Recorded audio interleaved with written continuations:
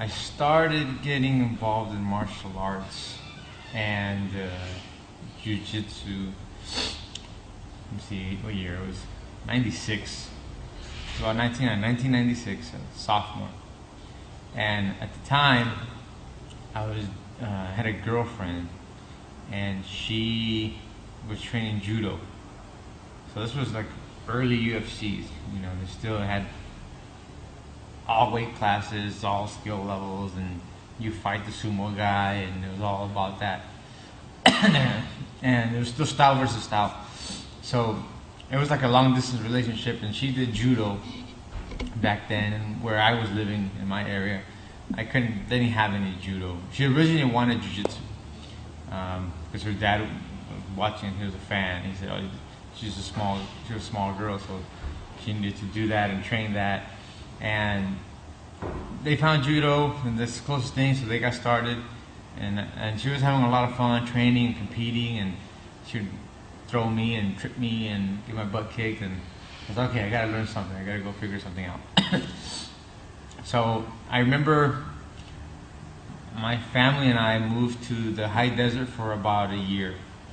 It was in Victorville, California, on the way to Vegas, because everybody passes by from SoCal. And there was a group there that when I went to school there, that they were at a fitness gym, and this guy that was a ex-wrestler, and he was into wrestling, and he also had a judo background. So I was like, oh wow, this guy does judo. Okay, cool. So I remember judo. So I started with him. I started, getting going, and we got involved in a program that he called it combat grappling. I remember combat grappling, and that was with Ted Williams, big guy. He's a black belt in judo under John Ogden, national wrestler, wrestled.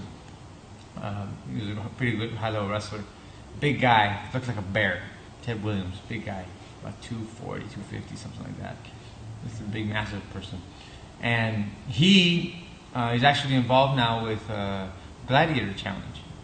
I'm not sure if they're still running that, but he was the main guy that was running that.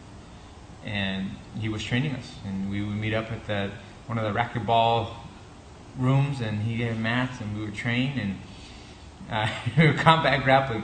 So he would teach us some wrestling, some basic submissions, because the judo has the submission work. And other times we put on boxing gloves, get two guys in gis, tie a belt from the front of your knot against the front of their knot, like a big umbilical cord, and you box for 2-3 minutes and see who can stay standing. And that was our combat grappling. And then from there, he would try to get us to cross train, because you couldn't really fight. There wasn't too many tournaments. There wasn't much going on. So he would get us to cross train. And I remember there was this. He said, "Hey, we're gonna go on a field trip," and we went to go visit a Kempo karate school. And it was the weirdest place. Over there's a bunch of weird places. And over there at the Kempo karate school, next door to was a bar.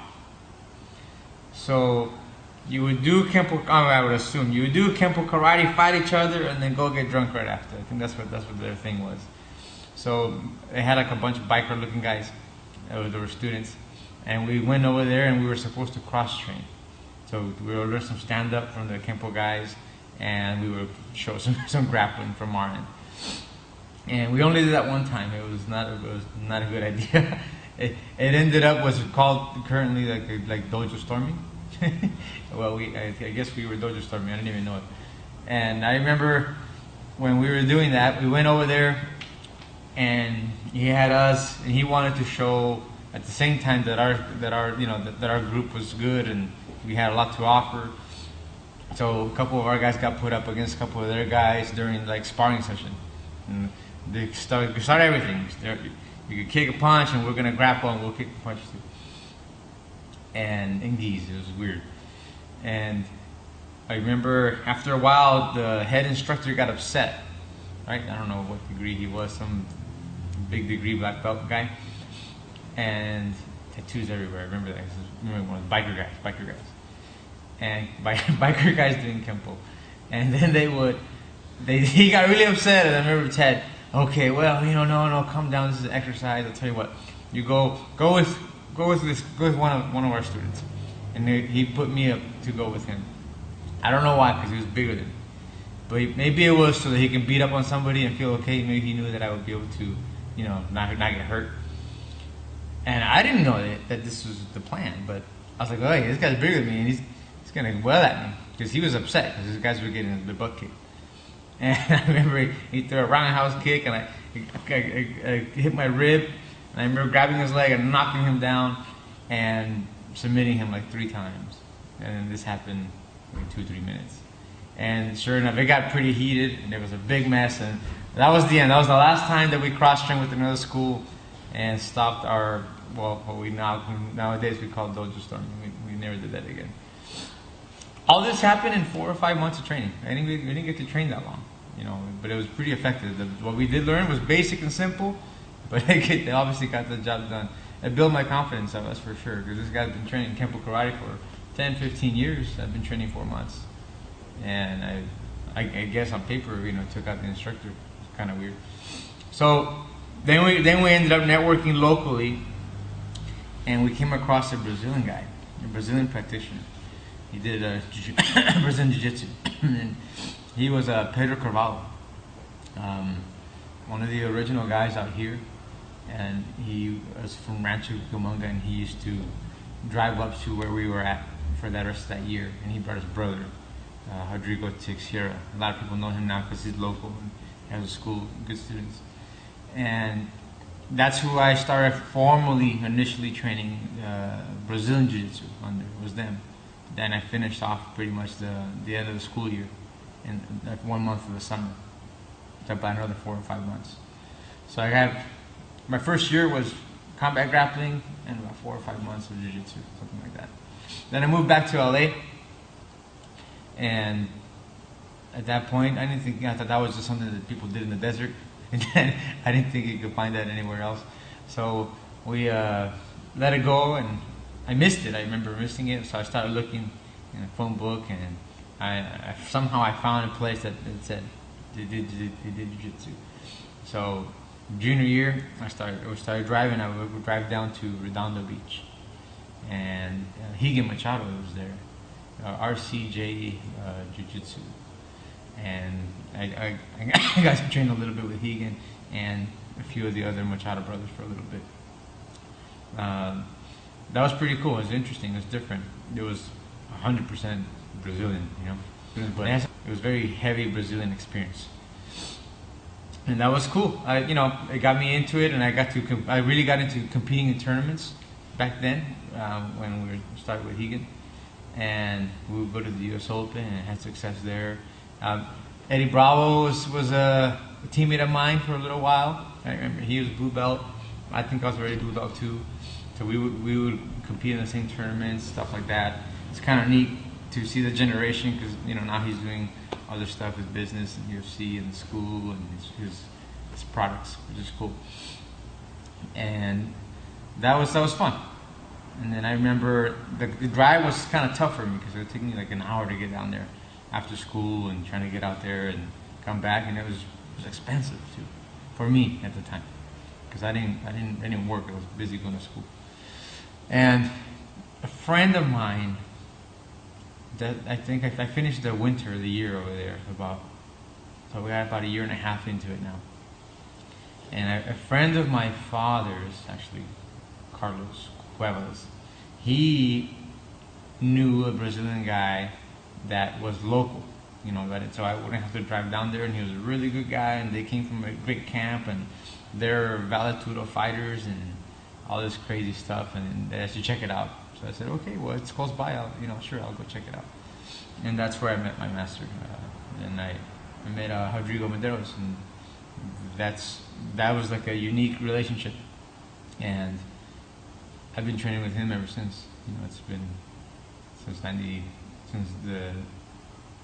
the end of '96, pretty much. That's when I met him, and we started training, and it was the perfect fit for me. That's something that's important for people to find. Is you got to find a school that kind of has a good formula and a good fit that you feel comfortable and they're doing something good where you clearly can tell that they're there for your interests and they're gonna help you develop as a student. They care about you, and Rodrigo showed that from the very beginning. Sometimes at other places when we would travel, we would notice, if at least back then, now it's a little different because more people are training, but back then, if you were from Brazil, you would get special training. You would get like extra, like the after class moves, and you wouldn't get that. And then you as the American, you would get to be the guy that they practice those moves on, right? And then the coach would be, you know, coaching the Brazilian guys in Portuguese, and you don't know what the heck they're doing, but you could tell that they're trying to do something on you, and it's like 2-on-1 kind of thing, and you're trying to enter a fight and represent and do what you can. But Rodrigo wasn't like that. He treated everybody the same, and I think that's what made a difference for me.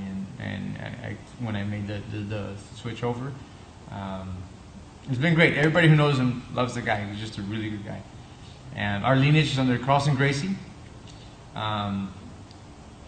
Great camp for regards to Jiu Jitsu and MMA and Valetudo and self-defense and everything.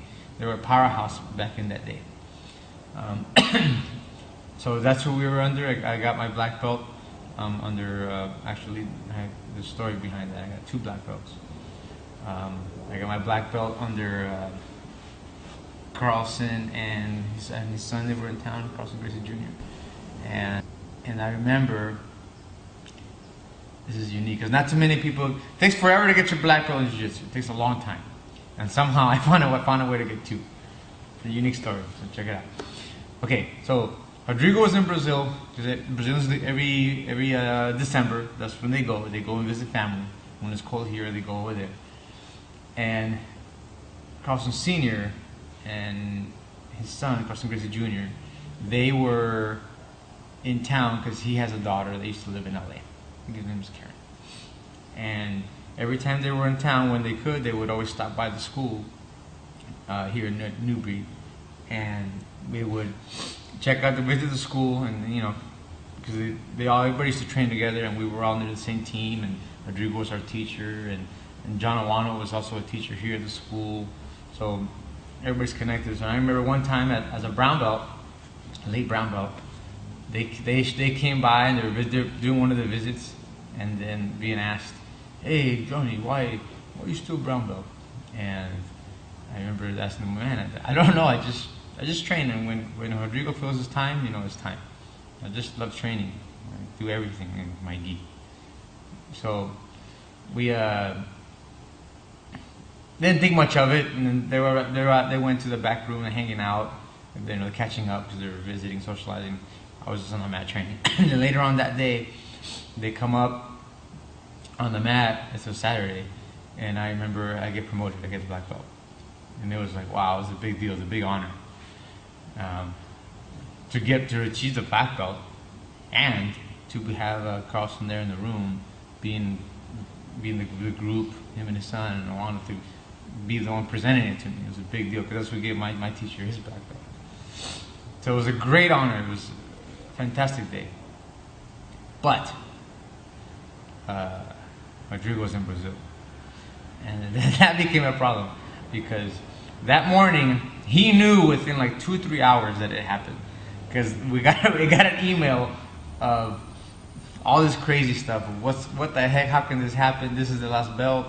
And I kind of felt the same because I trained under all the years under Rodrigo, and our lineage is under Carlson, but I didn't spend too much time directly with Carlson, so it was an honor, but I wanted to get it from my teacher too. And that was the last belt, because the next black and red belt, I don't know, I won't be throwing people at that age, it'd be old. So anyway, to keep it short, I got the belt on Saturday, wore it all day Sunday, and then I gave it back on Monday because I had to. It was a big, I couldn't do it, and it was a fuss between Rodrigo and Carlson. So that was probably one of the hardest things I've ever had to do, was that, because I worked so many years and competed and trained so hard to achieve and finally get there, and have to somehow save face and not be disrespectful, show honor, and honor my teacher.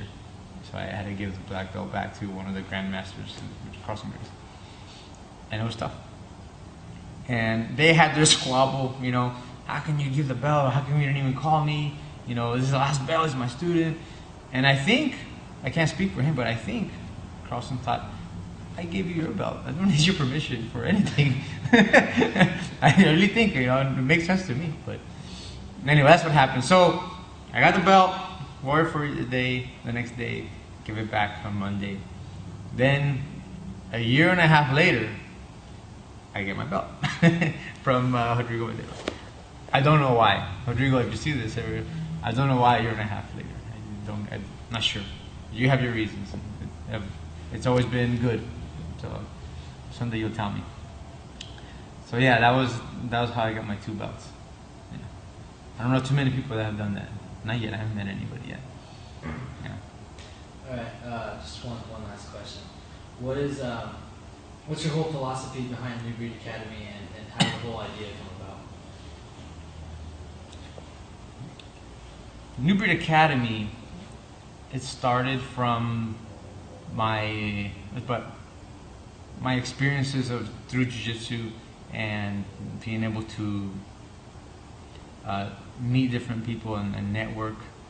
When I first started teaching, I started teaching it was by accident. I remember I was training with Rodrigo Medeiros, and he had one of the brown belts from Brazil at their school in Brazil. It's called the Nova Geração, which is like new generation. I think that's what this translates for. And he had somebody here, so he had help, and an opportunity came up to go open up a second, like, small satellite group of classes. And we went over there to go do these classes, and he asked me if I would go help out. I said, sure, I'm still going to train with my teacher, no problem. I'll go anywhere, sure, let's do it.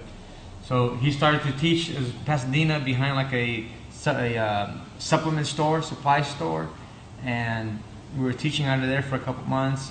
And then something happened with the student that came from Brazil, an emergency, and he had to go. So then Rodrigo couldn't be at the new place anymore. He had to come back and teach at the main academy. Well, at that time I felt kind of bad. We had some students, and that was my first involvement, like being a part of teaching somebody, helping them. So I felt a little responsible and obligated, and I stayed, and I continued teaching them. So I ended up hanging on to the class. That business eventually closed down. A few months later, they reopened up in LA, in East LA. Right? Makes sense, right? Kind of tough neighborhood back then. So people needed to learn Jiu Jitsu. So we would go there and go train Jiu Jitsu and teach Jiu Jitsu in East LA. Right? And it was the same group, the same owner, and then they did a lot of kickboxing back then. So around this same time, my teacher ended up relocating from the LA area to San Diego, where he's at now. So I did not have training with him regularly. So I met friends at different places, at tournaments and events, and somehow I was able to train with different people, a lot of different people. And most of them were, Brazilian instructors. And I was very happy, fortunate for that, because I didn't have my teacher on a regular basis. So training with all the different network of people, I noticed certain patterns, and I noticed there's certain teaching styles. There's a lot of things that I did like, and other things I'm like, well, I wonder if there's a way to make it easier, to organize it and just to get the information out there easier. The big thing was the language. There weren't too many people that can teach a technique that were fluent and were good at describing with the language. So that was one of the things I picked up. So the whole idea behind New Breed, when that opened up, it was to be a new way of teaching the art, a new way of teaching Jiu Jitsu, and it started with Jiu Jitsu, but now we do mixed martial art, we do everything. Jiu Jitsu. An American instructor, not for the sake that not being Brazilian, but in the sense so that people can understand it and really get it because of the vocabulary, the language barrier. I was a very organized person, so I would have lesson plans and curriculums since day one, and I noticed that my students would learn faster because of that. So just a whole new approach of how to learn and how to make Jiu Jitsu as a martial art. And the other thing that was one of the main reasons for me behind, like, I guess, mission statement would be I'm very big into personal development and growing as a person, because I grew a lot throughout my experience, and I am who I am because of my time in martial arts and jiu-jitsu. And I've changed a lot, throughout the years. I've matured, and you do that anyway. But I would know for sure I would be a different person if I wasn't involved in a martial art. It saved me as a person. It gives me balance, physically, mentally, even the spiritual side behind it that you get to experience when you're in those tough moments where you need to get out of stuff. And that was it. I'm big on that. So I wanted to give it the experience of everybody doing jiu-jitsu, because I felt like it was so much about being tough and being able to fight and stuff like that, but you weren't getting the other benefits that you get from martial arts that I clearly saw and I got early on and throughout my whole career so far. So I wanted to really bring that in. So New Breed was the new breed of martial artists versus old, gang busting fighters only kind of group. And where it used to just be like a Shark Tank, and that's what it was for. Which was okay back then, but there's so much more to it. Thinking that's it, that it's just the best fighting style, is limiting it. I tell the guys, if all you learn is to kick somebody's butt, you're in here with your eyes closed. You're not paying attention at all, because that's the smallest thing that you're going to get out of your time training in jiu-jitsu. Aside from the experiences, it's a unique thing. It's the only martial art that I know where you get all kinds of different demographics, and it's a certain culture that it brings. Other martial arts don't usually bring this diversity of culture and type of people. It's a very family type of environment. It's very friendly, but at the same time, they're tough guys. It's really cool. So I wanted to systemize that somehow and find a way to get that out to the masses with a new look and a new way, so that people would really enjoy and get a good experience at their school. And remember I started teaching late blue belt back in 96, 97, 98. There wasn't anybody around. If anybody was teaching, it was a black belt, right? It was a tough time to even consider doing that. I just loved doing it though. I loved it. And so that's why I went after it. So this was my passion, and I wanted to find a way to make that I can make a living out of that. And that's been my goal ever since, and I've been pursuing it forever. And now we do that, and I've been able to help several other close people learn how to do the same thing. So we have other locations as well, about 5 or 6 locations, and we've gotten all of them to not work their jobs. Some of them have good professions, good careers, getting paid well, but they love training. They got the bug, and now they just run the school, and it's a New Breed Academy, just like the headquarters here.